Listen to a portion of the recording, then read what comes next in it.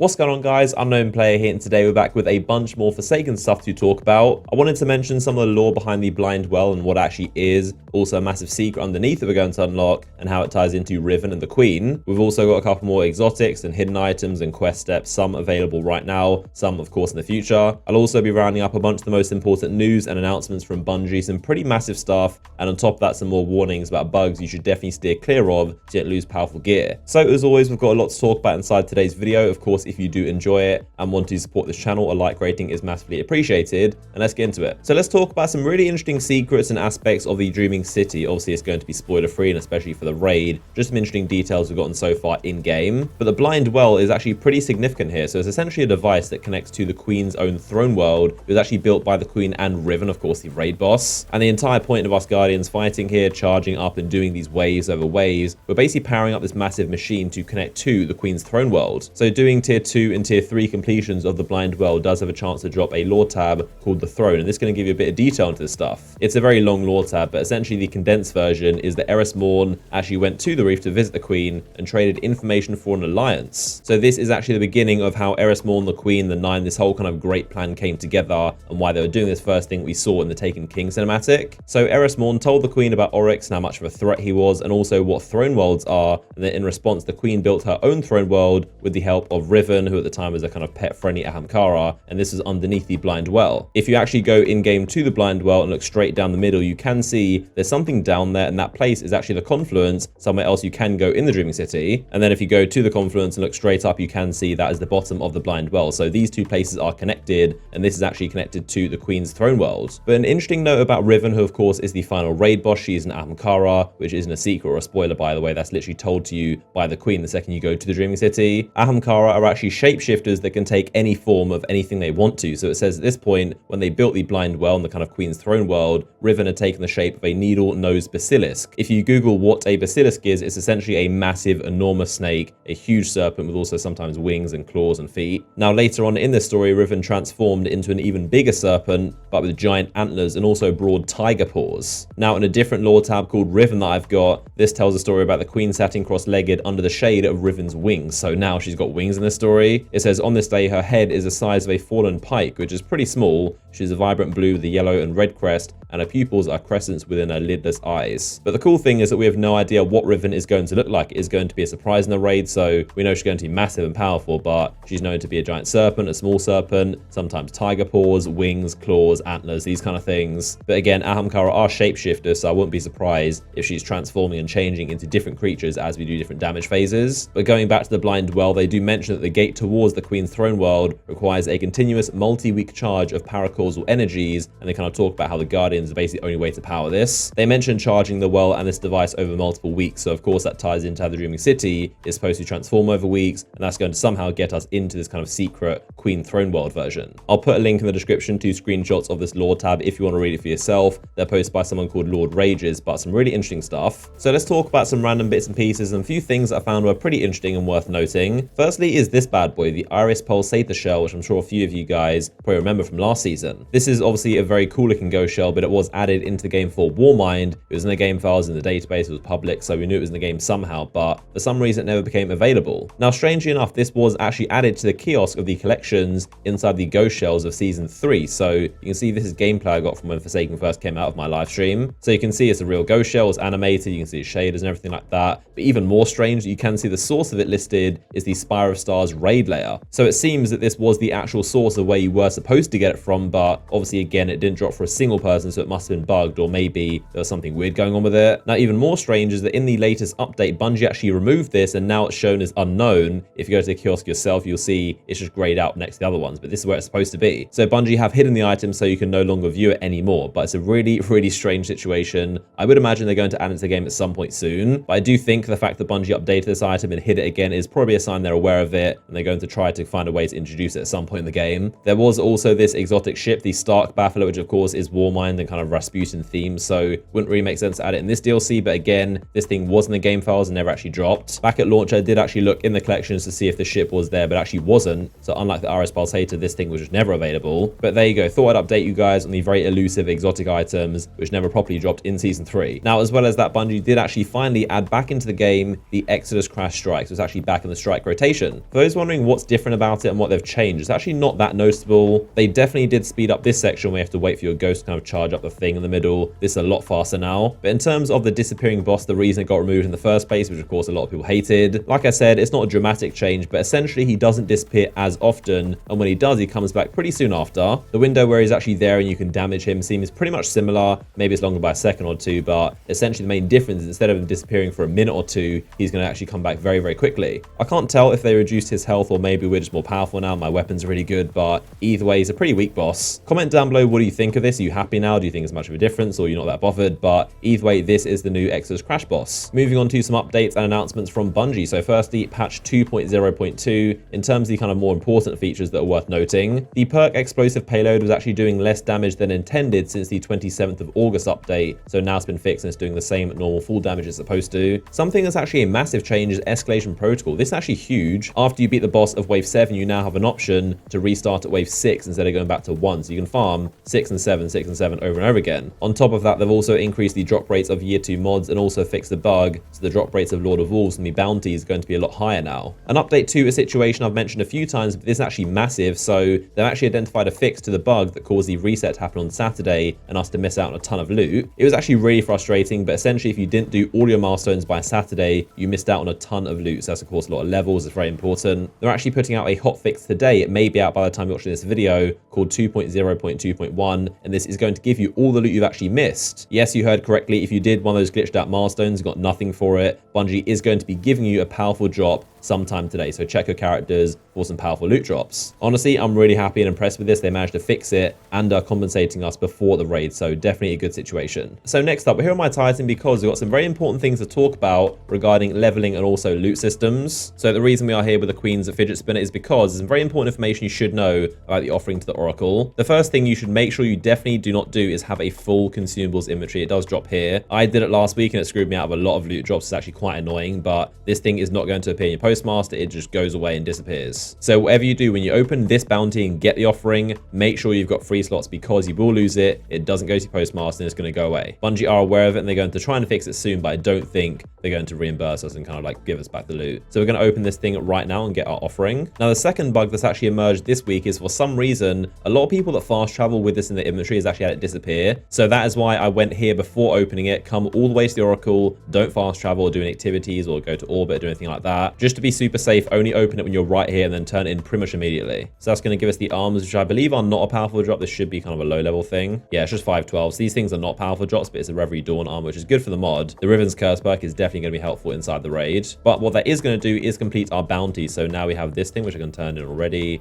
And also this one, which of course get from the Oracle. We can turn in this one and it should give us some good drops. We got a, oh, that's actually really good. I'm not joking. That is literally the only exotic I actually wanted. These things, the Furiosa Gauntlets, are literally one of the best arms in the game. I'm actually so happy about that. And we also got a chest piece, which is 35. So that's an upgrade. We got a helmet, which is 36. That's an upgrade. And the arms, which I can't believe I actually got. Nice upgrade right there. So there we go, 36, 35, and 35. They are pretty ugly looking, if I'm honest, but these are actually just amazing gauntlets. Let's go test out and demonstrate why these arms are such a big deal and why I'm so excited about them. So the perk is move faster while guarding, and also guarded damage converts to super energy when the super ends. That is pretty much as it sounds. So if you pop this, and then if we guard, basically all the damage we're sponging right now, which hopefully should be a lot if you just watch the super bar, it's draining down. We're taking a bunch of damage. These guys are all shooting at us. Again, the more damage, the better. But once they finish shooting at us, we've got Ursine Guard.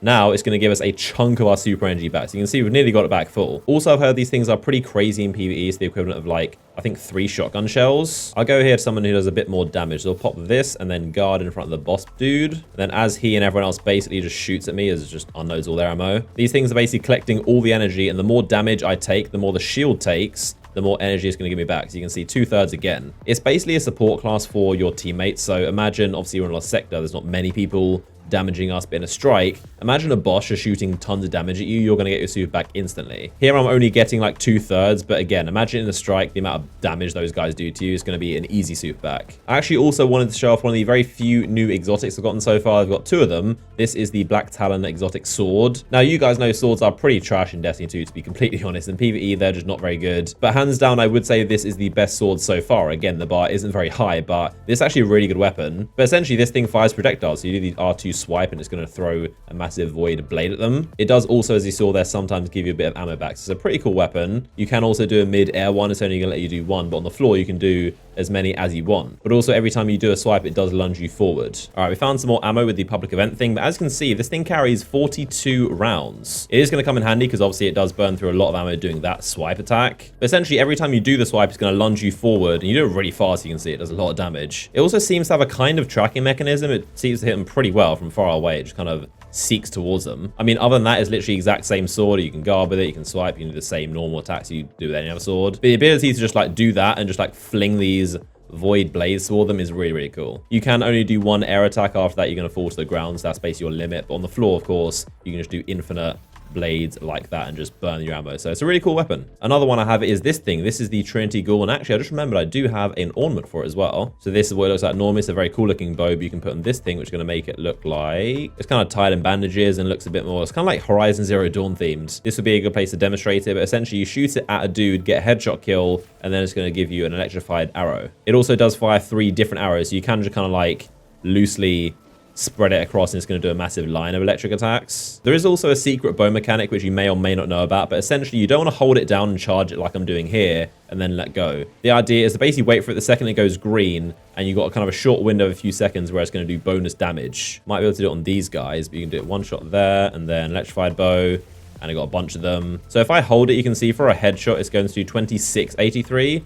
Whereas if I do it quickly, it's going to do 2833. So basically like a real bow, I'd imagine. You don't want to hold it for ages. I have no idea if that's how real bows work, but either way, it's how it works in this game. When you're using a bow, if you want bonus damage, don't hold it and just basically like sit with it for ages. You want to draw back, shoot, draw back, shoot, draw back, shoot. It's not too hard. The window isn't tiny, but you'll get the hang of it eventually. But yeah, those are the 2 only new exotics I've gotten so far, but comment down below which ones you've got and which ones you're having fun with. So yeah, hopefully you guys enjoyed today's video. If you did and want to support this channel, a like rating is massively appreciated. Tomorrow I will be live streaming the raid right here on this YouTube channel, same as usual. So the second it goes live, I will be live streaming it and hopefully getting it done. Subscribe and turn notifications on, the bell next to it, to make sure you don't miss out my videos or streams. If you want to stay up to date with myself, you can follow my Instagram and Twitter down below in the description. Click on this image right now to watch another video from myself. But as always, I appreciate you guys and I'll see you all very soon.